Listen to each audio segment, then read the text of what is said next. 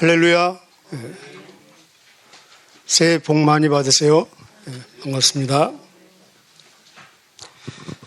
오늘부터 사무엘상을 함께 통해서 하나님을 새벽마다 뵙도록 하겠습니다.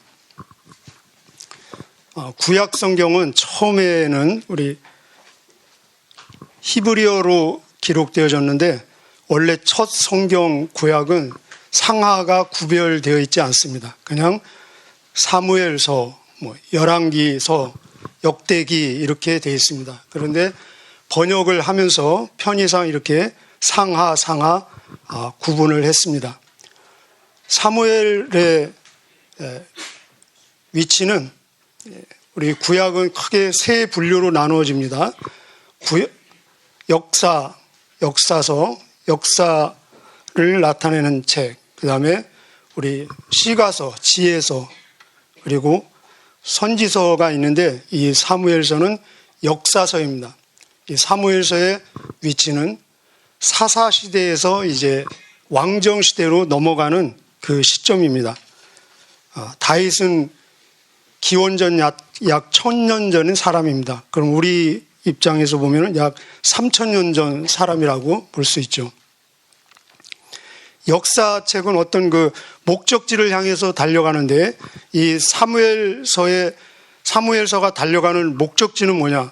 이제 사사시대에서 왕정시대로 넘어가는 시점이기 때문에 어떤 왕의 출현을 향해서 이 사무엘서는 달려가고 있습니다.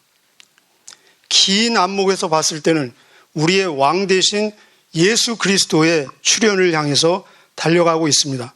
예수님께서도 말씀하시기를 모든 성경, 구약을 말합니다. 이 모든 성경은 나에 대해서 증언하고 있다라고 말씀하십니다. 그러나 조금 길이를 좀 줄이면은 이 사무엘서는 예수 그리스도의 예표이신 인간 왕, 바로 다윗 왕의 출현을 향해서 달려가고 있습니다. 그래서 이 사무엘서의 전책 사사기의 마지막이 어떻게 끝납니까? 사사기의 마지막은 그렇게 끝납니다. 이 시대 그때 왕이 없으므로 사람들이 자기 소견에 옳은 대로 행하더라. 쉽게 말하면 왕이 없기 때문에 사람들이 지 맘대로 행한다, 그런 얘기입니다. 이 말씀을 통해서 앞으로 왕이 나타날 것을 예고하고 있습니다. 그리고 이제 사무엘서를 쓰기 바로 직전에 짧은 책 우리 룻기 있죠. 룻기. 그 룻기의 마지막은 또 이렇게 마지막 얘기하는데 다윗이 출생했다. 다윗이 태어난 걸 통해서 룻기가 마무리되는 걸 통해서 이 앞으로 나타날 왕은 다윗일 것이다 라고 또 예고하고 있습니다. 그리고 신약으로 넘어가면은 다윗의 자손 예수 그리스도의 세계라 해서 이 왕은 반드시 다윗이 돼야 될 것을 예고하고 있습니다. 이 사무엘서는 이렇게 다윗이 왕이 될 것을 향해서 달려가는데 딱 열어보면은 다윗이 혜성처럼 왕으로 나타나면서 시작하지 않습니다. 다윗은 16장에나 가서야 드디어 왕으로 기름 부음을 받는 장면이 나옵니다. 이렇게 다윗이 왕으로 나타나는 것을 향해서 달려가는데 오랜 시간의 그 준비 기간을 보여주고 있습니다. 다윗이 나타나기 전에 사람들이 택한 왕의 실패 이야기, 사울 얘기를 소개하고 있고 또 이 사울과 다윗을 기름 붓고 왕이 되도록 준비하는 사무엘 얘기를 또 자세히 설명하고 있고 소개하고 있고 사무엘이 어떻게 태어났는지 어디에서 태어났는지 그런 배경 이야기들을 자세히 소개하고 있습니다. 이런 것들을 보면서 우리가 적용하고 깨달을 수 있는 한 메시지는 신앙은 기다림이다라고 말할 수 있습니다. 신앙은 인내입니다. 히브리서 11장에 믿음은 바라는 것의 실상이요 보이지 않는 것의 증거니라. 쉽게 말하면 무엇입니까? 믿음은 기다림이다라는 말씀입니다. 신앙은 우리 한번 따라해 볼까요? 신앙은 기다림이다. 그런데 이 기다림은 억지로 마지못해서 할 수 없이 기다리는 것이 아니라 기대하며 기도하며 약속의 말씀 붙잡고 최선을 다하며 소망 중에 기다림입니다.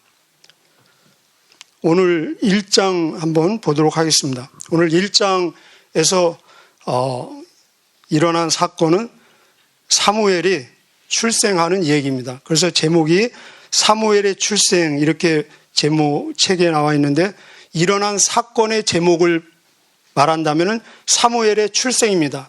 그러나 우리에게 주는 메시지의 제목을 정해보라 하면은 저는 그렇게 정하고 싶습니다. 은혜의 힘. 좀 구체적으로 얘기하면은 기도를 통해 주어지는 은혜의 힘.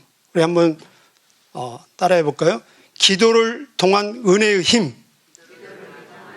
기도를 통한 은혜의 힘. 막 이렇게 힘이 좀 느껴지는 것 같지 않습니까? 그죠? 네.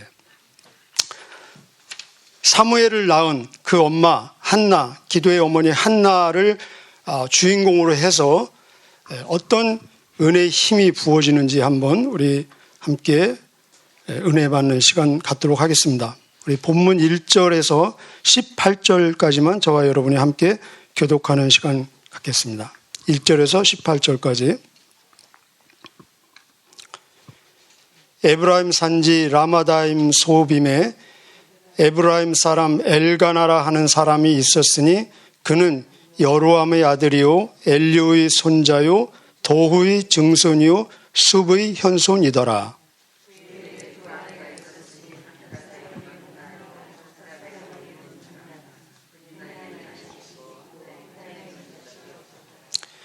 이 사람이 매년 자기 성읍에서 나와서 실로에 올라가서 만군의 여호와께 예배하며 제사를 드렸는데 엘리의 두 아들 홈니와 비느하스가 여호와의 제사장으로 거기에 있었더라.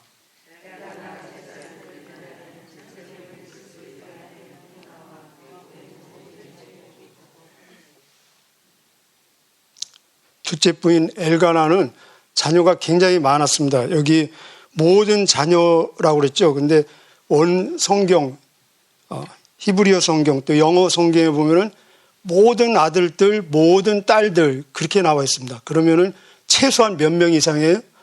최소한 4명 이상입니다. 10명 정도 됐는지는 모르지만 한나에게는 갑절을 주니 이는 그를 사랑함이라. 그러나 여호와께서 그에게 임신하지 못하게 하시니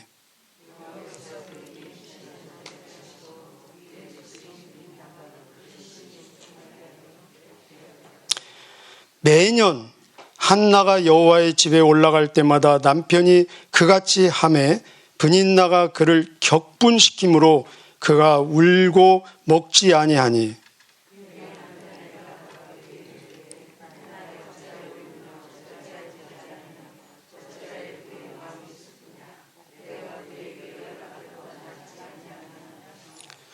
그들이 실로에서 먹고 마신 후에 한나가 일어나니 그때 제사장 엘리는 여호와의 전 문설주 곁 의자에 앉아 있었더라.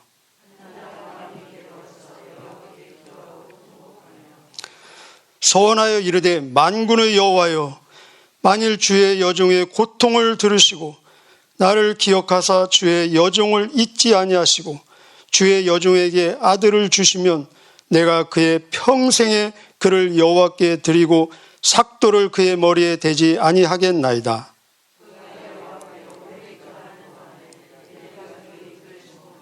오래 기도했습니다. 한나가 속으로 말하며 입술만 움직이고 음성은 들리지 아니하므로 엘리는 그가 술 취한 줄로 생각한지라.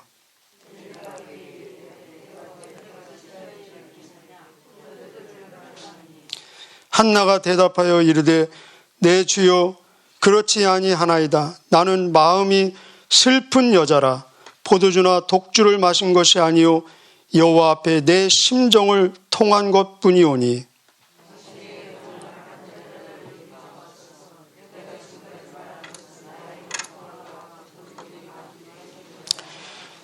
엘리가 대답하여 이르되 평안히 가라. 이스라엘의 하나님이 내가 기도하여 구한 것을 허락하시기를 원하노라 하니. 은혜. 네. 아멘. 은혜 입기를 원하나이다. 은혜 입기를 원하나이다 하고 가서 먹고 얼굴에 다시는 근심빛이, 근심에도 빛이 있습니다. 근심빛이 없었더라. 근심빛이 아닌 생명의 빛, 기쁨의 빛을 발산하는 것을 볼 수 있습니다. 오늘 1장은 사무엘의 아버지를 소개하는 것으로부터 시작됩니다. 사무엘의 아버지의 이름은 엘가나, 에브라임이라는 곳에 살았습니다. 그 당시에 에브라임은 지금으로 보면은 수도입니다. 수도. 가장 중심지, 이스라엘의 중심지 지명 이름입니다.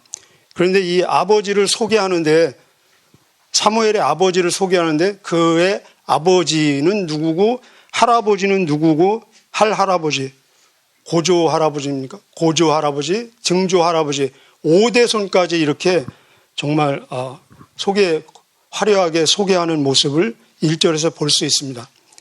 이 사무엘의 아버지 엘가나는, 그리고 계통은 제사장 혈통인 레위 혈통입니다. 제사장 혈통이고 신앙의 명문 가정입니다.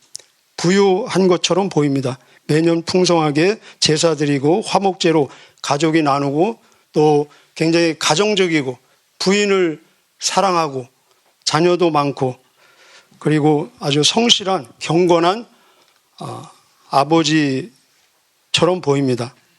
그런데 부인은 둘입니다. 이 부인이 둘인 것이 문제의 씨앗이 지금 되고 있습니다. 이 그림을, 이 배경을 한번 여러분 상상해 보시면 더 이해하는 데 도움이 되겠습니다.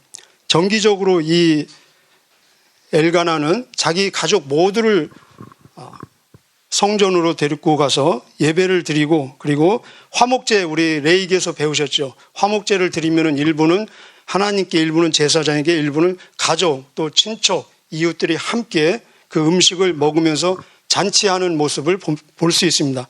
그런데 두 부인, 첫 부인 한나와 그리고 둘째 부인 엘가나, 브닌나를 데리고 가는데, 한나는 자식이 없고 브닌나는 자식이 많고 최소한 4명 이상 이렇게 가서 함께 잔치를 합니다. 잔치. 그리고 이 화목제를 드린 후에 그 바친 제물 있죠. 그런 음식들, 뭐 소고기라든지 염소, 양 이런 것들을 나누는데 다 그 목들을 줍니다. 자녀들에게도 주고, 그 그림이 지금 그려지죠. 막 분인나 자녀들만 막 버글버글한 겁니다. 막 야 빨리 와서 이거 먹어, 뭐 이거 먹어, 국 좀 더 와 이렇게 하면서 아마 젖먹이도 안고 있었을지 모르겠어요. 매년. 그런데 한나는 애가 없이 혼자 이제 앉아 있는 것입니다. 그런데 이 남편 엘가나는 한나를 굉장히 사랑을 해서 다른 자녀들, 다른 그 부인 브닌나에게 주는 그 목에 2배를 줍니다. 소고기 같은 거 2배 주면서 많이 먹으라고, 사랑한다고 하면서. 한나가 밥맛이 없겠죠. 그러죠. 잘 못 먹겠죠. 2배를 주니까 브닌나는 또 그것을 통해서 더 시기하고 질투하고 한나를 의도적으로 격분을 시키는 것을 볼 수 있습니다. 그러나 한나는 더 밥맛이 떨어져서 못 먹겠죠. 그러면 그의 남편은 더 위로하기 위해서, 여기 보면은 어찌해서 왜 안 먹어? 왜 울고 있어? 왜 그렇게 낙심하고 있어? 내가 당신에게 10 아들보다 더 낫지 않느냐? 여러분, 이게 위로가 되겠어요? 안 되겠어요? 그건 각자 위로가 되시는 분은 위로가 될 수도 있고, 안 되는 분은 안 될 수도 있고, 이것이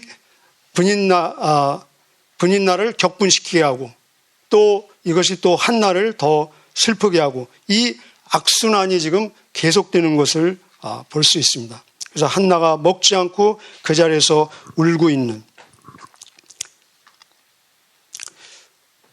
그 당시의 문화적인 배경으로 결혼한 사람이 아기가 없다는 것은 무엇을 의미했느냐?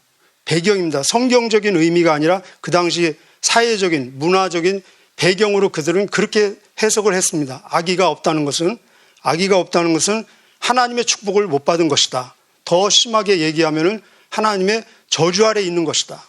그리고 자녀는, 특별히 아들은 장자권을 이어받아서 나중에 그 부모의 모든 그 재산이 장자에게 넘어가고, 그리고 그 엄마는 나중에 나이 먹으면은 그 아들의 보호 아래에서 살게 되고, 그리고 결혼한 여자가 아들이 없다는 것은 자기 남편에 대한 아무 권리가 없습니다. 남편이 그 여자와 이혼을 한다든지 아니면 다른 부인을 얻어도 그것을 제재할 수 있는 아무 사회적인 이 제도가 없는 그런 시대였습니다. 그러니까 결혼한 여자분이 아이가 없다는 것은 아무 낙이 없다는 그런 사회적인 배경에서 지금 이런 사건이 있는 것입니다. 그런데 5절에 보면은, 마지막에 5절에 보면은 여호와께서 그에게 임신하지 못하게 하시니라는 표현이 있습니다. 5절에. 그리고 6절에도 다시 여호와께서 그에게 임신하지 못하게 하시니. 적어도 이 한나가 임신하지 못하는 것은 하나님의 절대 주권 하에 있는 문제이고, 하나님만이 이 문제를 해결할 수 있고, 또 한나가 임신하지 못함으로써 얻는 그 고통에는 하나님의 뜻이 담겨 있다라는 말씀입니다. 한나는 이 문제를 해결하기 위해서 자기 남편을 대면하지도 아니하고, 그리고 자기의, 여기 보면은 적수라고 했습니다. 적수, 원수. 자기의 적수 브닌나에게 보복하거나 브닌나를 대면하지도 않고 바로 하나님에게 독대하는 모습을 볼 수 있습니다. 10절에 보면은 한나가 마음이 괴로워서 여호와 하나님께 기도하고 통곡하며, 10절에 기도하고 통곡하며, 12절에 보면은 오래 기도한다라는 표현이 나옵니다. 우리 기도하고 통곡하는 거, 여기 어떤 뭐 형식이 있겠습니까? 그냥 울부짖는 거죠. 말 그대로 울부짖는 거. 근데 우리가 울부짖는 거 짧은 시간은 할 수 있지만 오랜 시간 막 소리내면서 통곡하고 하는 거 너무 힘들겠죠. 오래 하다 보니까 이제 더 이상 나올 소리가 남아있지 않은 것입니다. 더 이상 남아있는 소리가 없을 정도로. 그래서 나중에는 소리는 안 들리고 입만 움직이는 그런 모습까지. 그 모습을 본 이때 그 대제사장 엘리가 술 취한 것으로 지금 보고 있습니다. 아마 엘리 제사장은 깊은 기도의 체험이 없었던 것 같습니다. 그리고 이렇게 절규하는, 고통 속에 신음하는, 부르짖는 한 영혼을 도왔던 그런 경험도 없었던 것 같습니다. 아무리 그래도 술 취한 것과 기도 중에 통곡하고 절규하고 막 이 입이 움직이는 모습은 구별될 수가 있겠죠. 근데 술 취해서 이 입이 움직이는 모습과 기도하면서 입이 움직이는 모습이 구분이 안 된다는 것입니다. 그만큼 영적으로 소진되어져 있고 영적으로 완전히 무기력한 상태.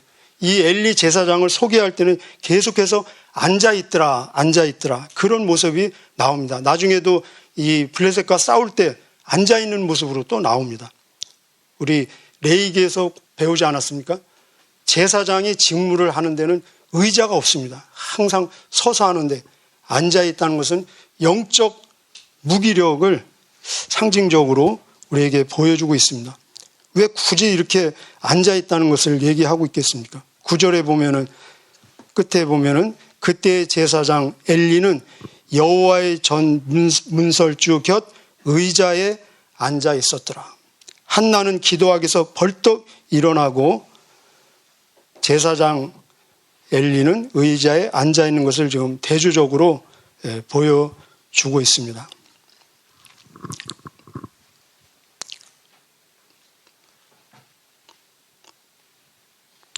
이렇게 기도하는 모습을 엘리가 보고 술 취한 것으로 알고 술을 끊어라, 그렇게 얘기하지 않습니까? 포도주를 끊어라, 14절에. 15절에 한나가 대답하여 이르되 내 주여 그렇지 아니하나이다. 나는 마음이 슬픈 여자라. 포도주나 독주를 마신 것이 아니요 여호와 앞에 내 심정을 통한 것뿐이오니. 내 심정을 통한 것, 여기 밑줄 걷으면 좋겠습니다. 내 심정을 통한 것. 토해낼 때 하나님과 통할 수 있습니다. 내 안에 담아놓을 수 없는 것은 다 토해내야지잖아요. 토해낼 때 심령이, 영혼이 하나님과 통하는 모습 볼 수 있습니다. 16절에 당신의 여종을 악한 여자로 여기지 마옵소서. 내가 지금까지 말한 것은 나의 원통함과 격분됨이 많기 때문이다. 이 모습을 보고 엘리가 그래도 제사장이잖아요. 그죠? 그러니까 그냥 위로로 그냥 하는 말인지 아니면 진심인지 정말 하나님의 응답의 소리를 듣고 하는 건지 그건 모르겠습니다. 그러나 제사장으로서 17절에 엘리가 대답하여 이르되 평안히 가라. 내 기도 제목이 응답되기를 원하노라. 이 축복도 한나는 믿음으로 받는 것을 볼 수 있습니다. 이게 귀한 거죠. 여러분, 제가 시원찮게 전에도 믿음으로 받으시기 바랍니다. 이 엘리같이 이런, 우리 지금으로 얘기하면 목사님입니다. 이런 목사님. 엘리 같은 이런 목사님께서 하는 축복도 한나는 진심으로 믿음으로 받는 것을 볼 수 있습니다. 사실은 엘리의 축복 때문이 아니라 한나가 믿음으로 받는 그 믿음을 통해서 하나님은 응답하신 줄 믿습니다. 18절에 그렇게 한나는 믿음으로 반응하고 믿음으로 받고 있습니다. 당신께 은혜 입기를 18절 당신께 은혜 입기를 원하나이다 하고 가서 먹고, 그 전에는 계속 못 먹었잖아요. 가서 먹고 얼굴에 다시는, 따라해볼까요? 다시는 근심빛이 없었더라. 할렐루야. 예. 내 믿음대로 될지어다. 내 믿음대로 될지어다. 자, 한나는 기도의 응답을 받았습니다. 모든 문제가 해결되었습니다. 단순히 없던 아기가 생겨서 이 기도 응답을 받은 그것을 넘어서 한나에게 주어진 축복은 무엇이냐? 가장 큰 축복은 하나님에 대한 오해가 해소되어졌다는 것입니다. 그리고 하나님과의 관계가 회복되었다는 것입니다. 한나를 정말 가장 슬프게 한 사건은, 이유는 무엇이냐? 우리 아까 잠깐 내용을 본 것처럼 예배 드리러 갈 때마다 더 그 예배 분위기를 통해서 그 둘째 부인 브닌나가 그를 격분시키고 한나는 더 격분되고 더 슬퍼지고, 가장 기쁘고 가장 감격하고 가장 감사드려야 될 예배 드리러 교회 가는 그때가 가장 슬프게 만드는 이 현실이 경건하게 사는 한나를 정말 슬프게 만들었다는 것입니다. 그런데 이 기도의 응답을 통해서 하나님과의 관계가 회복되고 하나님에 대한 모든 오해가, 한나를 정말 슬프게 했던 것은 내가 하나님으로부터 저주를 받은, 하나님으로부터 버림받은 여자가 아닌가라는 그 두려움, 그 의심, 불안이 한나를 슬프게 했던 것입니다. 그런데 이 모든 두려움이 해소되고 더 나아가서 한나는 자기의 고통을 통해서 하나님의 고통을 이해하게 되었습니다. 이심전심. 우리가 대화를 깊이 하면은 서로 마음이 통하지 않습니까? 이심전심 동병상련. 한나는 자기의 고통을 통해서 하나님의 고통을 이해하게 된 것입니다. 하나님의 어떤 고통입니까?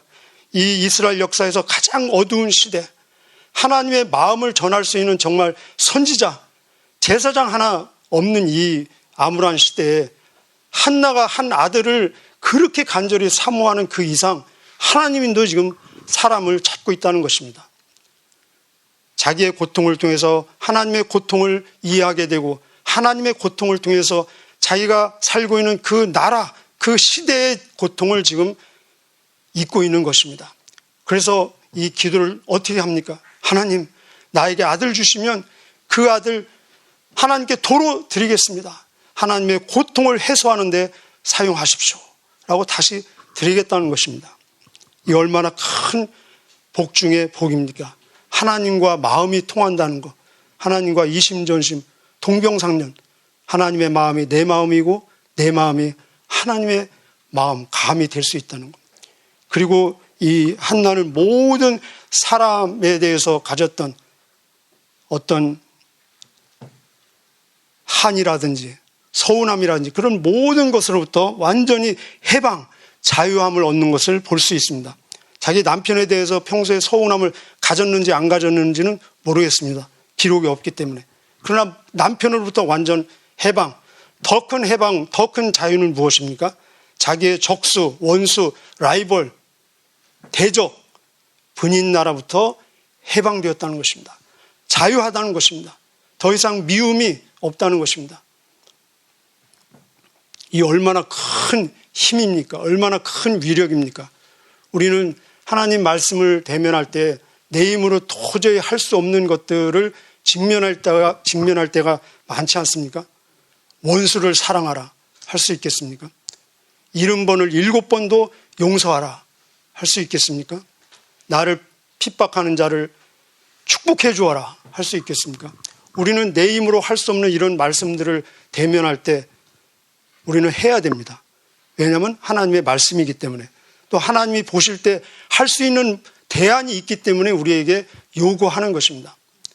이런 딜레마에 우리가 직면할 때 할 수 없는 것을 할 수 있게 하는 힘은 뭐냐? 뭐의 힘이겠습니까?